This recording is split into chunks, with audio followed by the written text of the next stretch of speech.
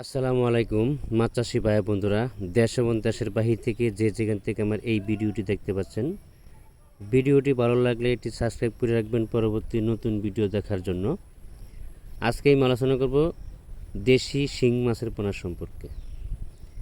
আপনারা অনেকেই দেশি শিং মাছের পোনা চাষ করে লস খাচ্ছেন। কী জন্য লস খাচ্ছেন আজকে এই বিষয়ে আমি আলোচনা করব। দেশি শিং মাছের পোনা সংগ্রহ করার সময় অবশ্যই আপনার মা মাছটা সংগ্রহ করতে হবে। যত প্রকার মাছ আছে দেখবেন মা মাছটা কিন্তু ছোটো থাকে, পুরুষ মাছটা বড় থাকে। কিন্তু শিং মাছের ক্ষেত্রে পুরোটাই আলাদা। শিং মাছের ক্ষেত্রে মা মাছটা বড় থাকে, পুরুষ মাছটা ছোট থাকে।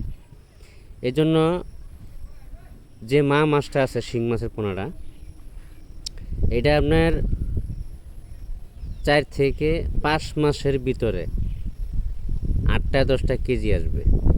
অবশ্যই আপনার বড় ব্রড মাছ থেকে যে উৎপাদিত আছে এই পোনাগুলো সংগ্রহ করতে হবে, মা মাছগুলো সংগ্রহ করতে হবে।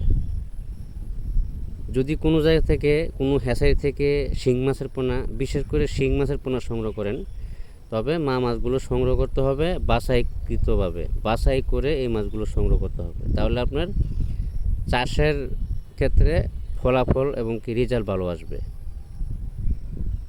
দেখা যাচ্ছে যে 100%-এর ভিতরে 90% আপনার মা মাছ সংগ্রহ করার চেষ্টা করবেন, আর 10% পুরুষ, সেটা যাবেই।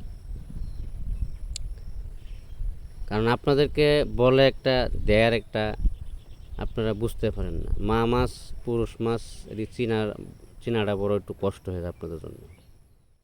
এই জন্য স্ক্রিনে যে মাছগুলো দেখানো হচ্ছে প্রত্যেকটা মাছই মা মাছ, কালার দেখলে বোঝা যায়। আজকে পর্যন্তই।